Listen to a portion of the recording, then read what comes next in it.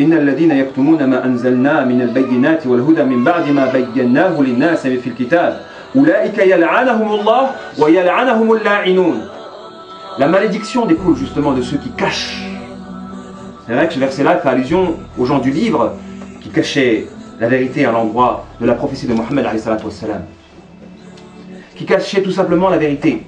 Et d'un point de vue global, on peut appliquer ce verset du Coran à ceux qui cachent les informations dont justement l'élucidation ou la mise en évidence est susceptible de soigner. Donc ceux qui cachent et qui camouflent, en l'occurrence ici la vérité, font partie des gens qui vont voir la malédiction d'Allah. Mais il n'y a pas qu'Allah qui maudit. Dès qu'Allah maudit, les anges maudissent et les croyants maudissent aussi. Et la malédiction qui provient d'anges ou qui provient des croyants, elle mène justement aux maladies. Aux maladies. Et croyez-moi, les anges maudissent ceux qui sont injustes à l'endroit du droit d'Allah subhanahu wa ta'ala, ou ceux qui sont injustes à l'endroit des autres. Les anges maudissent. Et les effets de cette malédiction-là, ça se voit justement dans le fait que les gens vont devenir répugnants, ils vont repousser. Repousser. Une malédiction divine, elle se reconnaît au fait que les gens qui se frappaient justement par cette dernière sont des gens répugnants et repoussants. Comme les narcissiques, les égocentriques, les pervers. Ainsi, on note que dans le fait de cacher, il y a une laideur. Quand l'élucidation, justement, elle permet la guérison. Parfois, cacher, c'est thérapeutique. Quand on a fait une erreur et qu'on s'est repenti, et que cette erreur-là, on l'a fait à l'abri des regards, alors on doit cacher. Parce qu'on a honte de cette erreur-là. Oui, dans ce cas précis-là, il faut cacher. Mais quand tu as une laideur, ou une faiblesse, ou un péché que tu caches, mais dont l'effet a encore de l'impact sur toi aujourd'hui, au moment, le cacher, c'est un piège, c'est une injustice. Cacher une erreur qui n'a plus de rapport avec votre présent, d'accord. Là, c'est du passé, on zappe. Il faut cacher.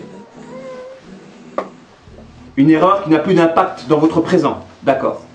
Mais cacher une laideur, une faiblesse, une erreur, un péché qui a toujours un impact dans votre présent, dans le sens où vous continuez à le pratiquer, là non.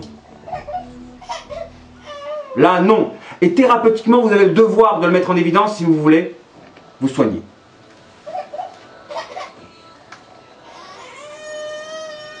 Ainsi, Allah subhanahu wa ta'ala met en évidence par la suite une station spirituelle qui échappe à énormément de gens.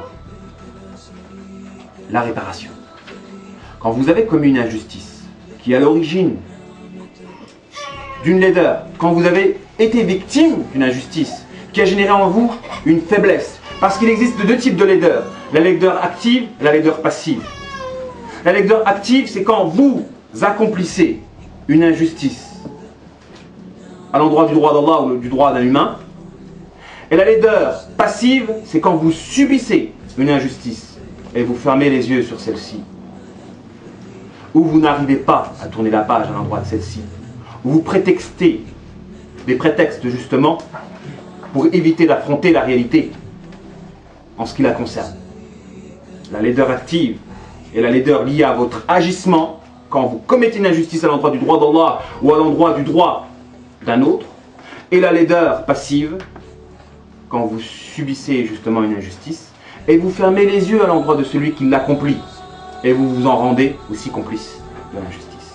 Parce qu'on peut accomplir l'injustice de manière directe ou de manière indirecte. De manière directe quand c'est vous-même par vos actes qui accomplissez l'injustice, ou de manière indirecte quand vous voyez l'injustice et vous ne le réformez pas. Et vous ne le réformez pas. Là, vous êtes des complices indirects de l'injustice. Et l'injustice mène à la laideur. L'injustice mène à la laideur. Notre prophète alayhi sallam dit dans un hadith, ittaqu dhulma fa inna dhulma dhulumat yawm al-qiyamah. Craignez l'injustice, car l'injustice sera source de ténèbres le jour de la résurrection. Et les ténèbres, c'est la laideur, c'est l'obscurité. L'injustice mène aux ténèbres et les ténèbres mènent à la laideur, à la malédiction et donc à la laideur. De même que La justice et l'équité, c'est la lumière. Et la lumière mène à la louange divine, qui elle mène à la beauté intérieure.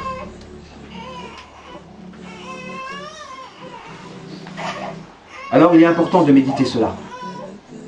Et d'avoir le courage de mettre en évidence nos laideurs ou nos faiblesses.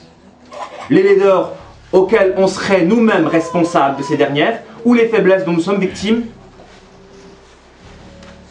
mais nous sommes aussi complices des conséquences du fait qu'on ferme les yeux sur l'auteur de l'injustice qui nous a affectés. On ferme les yeux.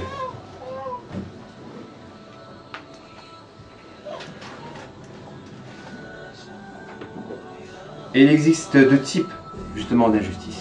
Une injustice à l'endroit du droit d'Allah et une injustice à l'endroit du droit de notre prochain. Comme il existe une beauté verticale et une beauté horizontale. Il existe une laideur verticale et une laideur horizontale. Donc le plus beau, c'est justement celui qui est beau, qui a une belle relation avec Allah, mais qui a aussi une belle relation avec son prochain. Dans le sens où il respecte le droit d'Allah, mais il respecte aussi le droit de son prochain. Comme le droit justement des enfants.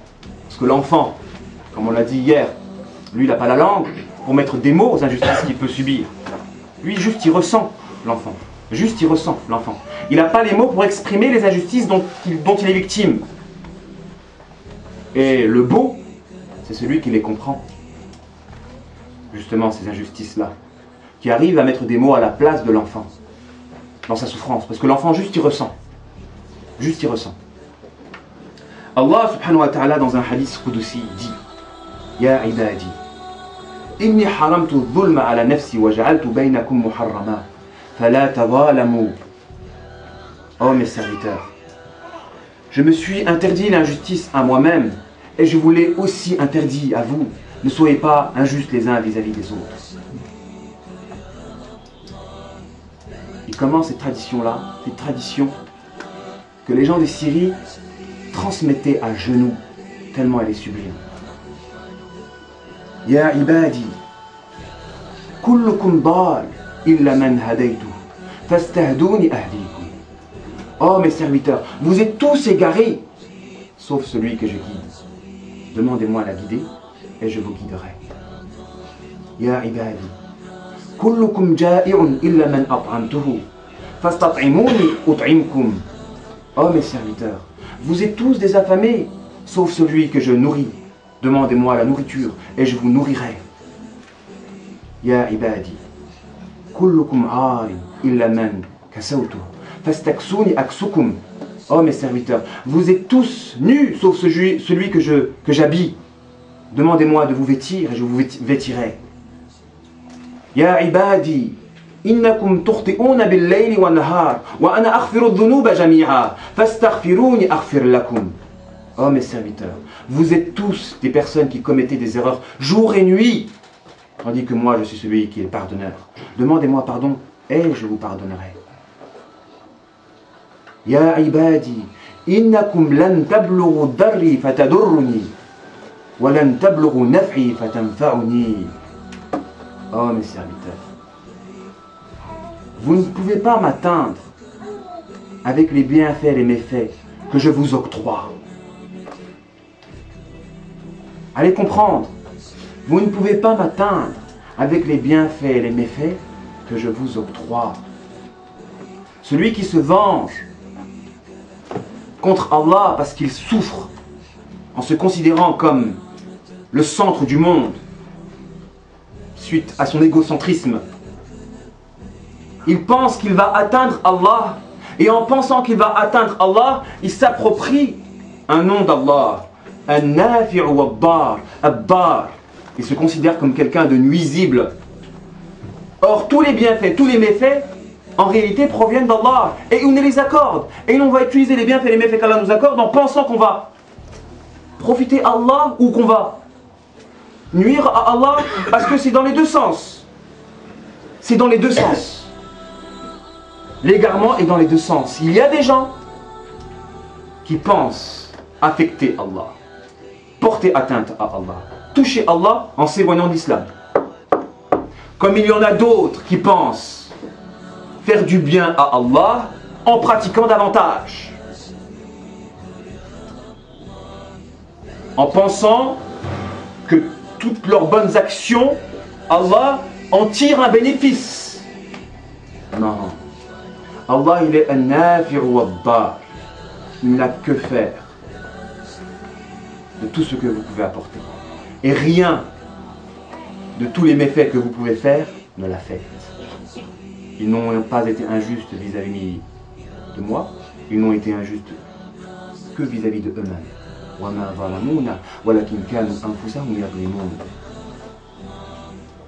L'être humain, quand il considère son âme comme un référentiel, il tombe dans le piège de s'approprier des qualités divines. En pensant soit nuire à Allah, porter atteinte à Allah quand on est éprouvé, j'ai mal, je ne suis pas bien, ben je vais me venger. Et je vais me venger contre Allah en m'éloignant d'Allah, en commettant des péchés.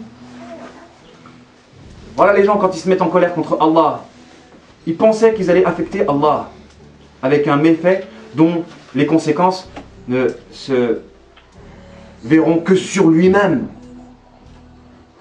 Et pareil, de l'autre côté, du côté diamétral, ceux qui pensent que par leurs bonnes actions, ils pensent apporter quelque chose à Allah. Et la suite du hadith Qudusi, Ya ibadi, law anna awwalakum wa akhirakum wa insakum wa jinnakum kanu ala atqa qalbin rajulin wahidin minkum ma zada dhalika fi mulki shay'a.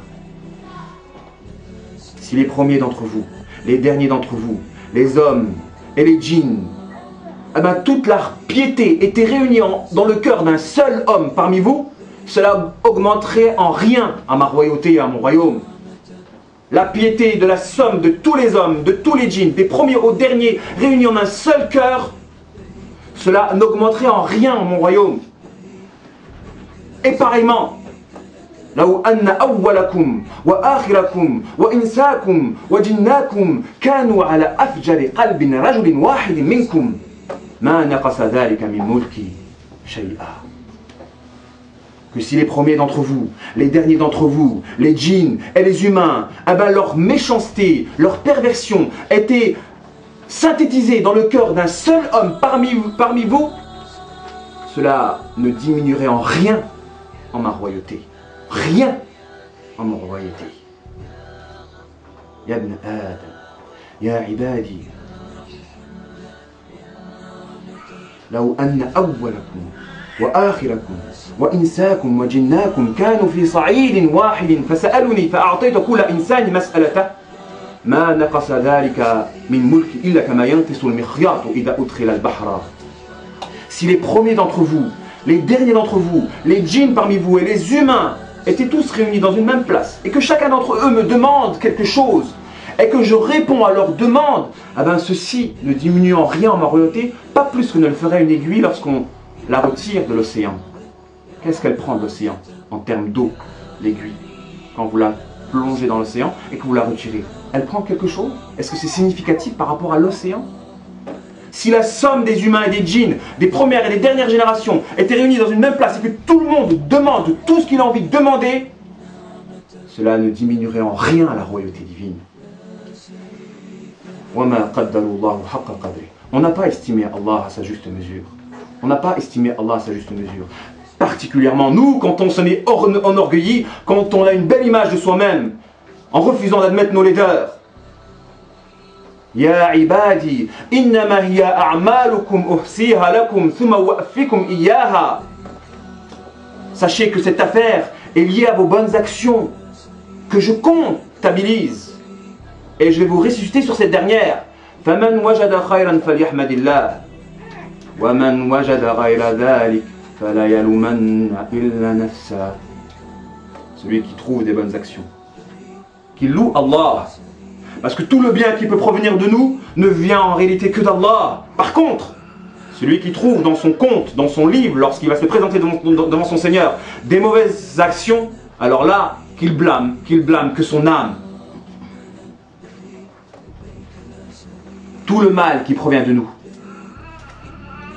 à nous pour origine, tandis que tout le bien qui provient de nous n'a que Allah comme origine.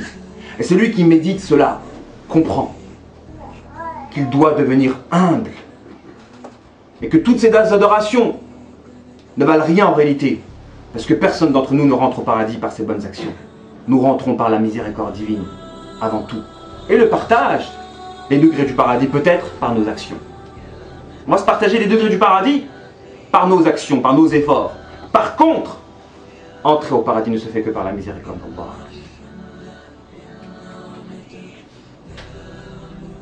Allah a introduit ce hadith dans lequel l'être humain est injuste quand il s'approprie des qualités divines en pensant le nuire, en se considérant comme un référentiel. Quand l'être humain, quand il pense qu'en dehors d'Allah, il y a une créature qui profite ou qui nuit, il commet un shirk au niveau de la croyance. Quand il partage cet attribut-là avec l'une de ces créatures. Et toute la maladie se trouve là, parce que c'est une injustice que de comparer Allah à sa création. C'est une injustice que de croire qu'en dehors de lui, quelqu'un peut te nuire. Qui qu'il soit, même le diable ne peut rien contre vous. Aucun des djinns ne peut rien contre vous. Aucune des armées ne pourra rien contre vous. Ils pourront vous atteindre que lorsque vous croirez, que lorsque vous allez croire qu'en dehors d'Allah, des gens possèdent un pouvoir sur vous. Mais c'est vous qui l'accordez ce pouvoir en réalité. Et vous êtes injuste, et des conséquences de cette injustice-là, vous allez leur être soumis. Et vous allez connaître la maladie. N'est soumis à son adversaire, à son bourreau, que celui qui croit que son adversaire est fort. Car en réalité, Allah est celui qui seul possède l'attribut de nuire ou de profiter. Il y a des gens, à cause de la belle image qu'ils ont de eux-mêmes, ils pensent qu'ils sont bénéfiques pour autrui. Ou ils pensent qu'ils sont nuisibles. Et en cela, ils partagent les attributs divins. Et dans ce partage des attributs divins, ils commettent une grande injustice. Et Allah commence justement ce hadith Qudusi par Ya ibn Adam, ya ibadi, inni haramtu dhulma ala nafsi, wa ja'altu baynakum muharrama. J'ai interdit l'injustice à moi-même et je l'ai interdit aussi à vous. Ne soyez pas injustes. La plus grande des injustices, c'est de vous donner à vous un statut que vous ne vérifiez pas à la réalité, dans la réalité, en ayant une belle image de vous-même. Récupérez votre place. Affichez vos laideurs. Mettez en évidence les faiblesses auxquelles vous trouvez justement des prétextes pour les camoufler. Et réparez. Parce que l'injustice qui consiste justement à placer une chose là où elle ne se trouve pas, être injuste à l'endroit de quelque chose, c'est générer de la souffrance. Quand vous êtes injuste, en réalité, les véritables causateurs de la maladie, c'est l'injuste. Et si vous pensez que le démon vous atteint ou vous fait mal, vous êtes injuste en le pensant, et les conséquences de cette injustice-là, Allah permet à ce démon de vous atteindre. Parce que vous avez été injuste d'abord. Les clés de votre maladie, en réalité, ou les clés de la guérison, elles sont entre vos mains. Redonnez à Allah sa seigneurie qu'il mérite. D'où le fait qu'on va travailler ensemble à connaître Allah dans les cercles spirituels. On va méditer sur ses noms et ses attributs divins. Redonnez à Allah les noms qu'il mérite. Et vous allez guérir de toute maladie et vous ne connaîtrez plus aucune souffrance. Parce que l'injuste, justement, quand, dans sa définition, ce qui consiste à éloigner une chose de son élément, l'injuste provoque la souffrance, provoque la maladie. Et les premiers des injustes, c'est nous, quand on déforme la perfection divine dans notre cœur en pensant que dans la création, il y a des choses qui partagent avec lui des attributs de perfection. C'est nous les injustes avant tout. Avez-vous médité ce hadith Qudusi? Avons-nous médité ce hadith Qudusi?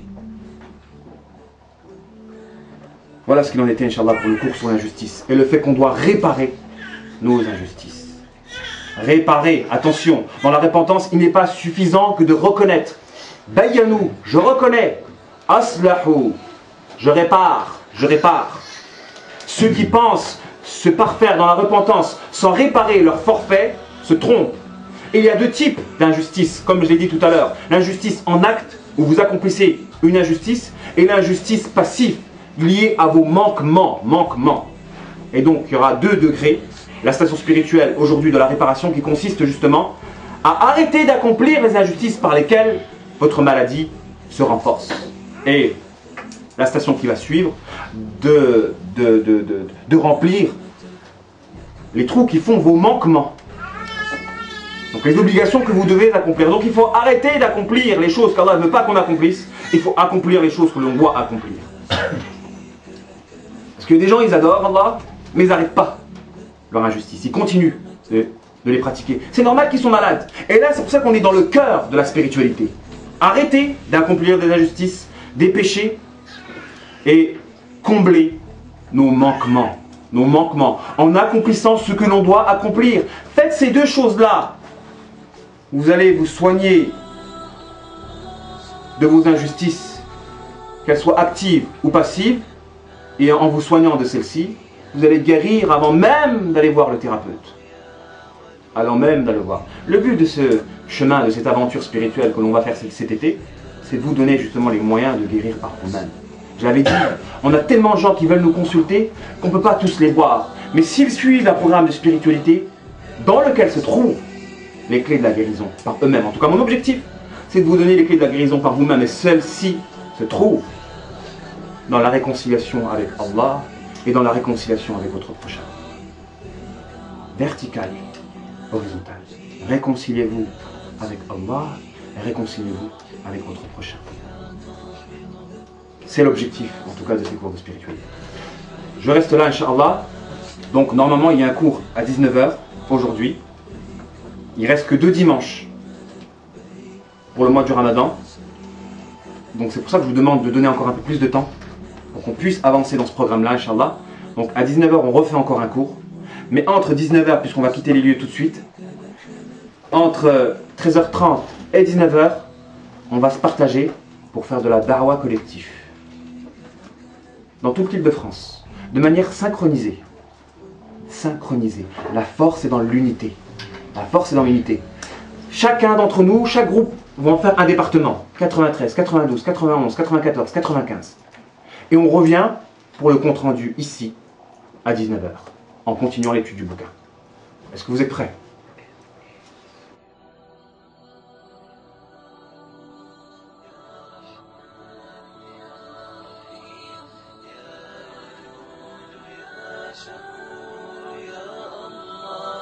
لبيك اللهم لبيك لبيك لا شريك لك لبيك إن الحمد والنعمة لك والملك لا شريك لك لبيك لبيك اللهم لبيك لبيك لا شريك لك لبيك إن الحمد والنعمة لك والملك لا شريك لك لبيك لبيك اللهم لبيك لبيك لا شريك لك لبيك إن الحمد والنعمة لك والملك لا شريك لك لبيك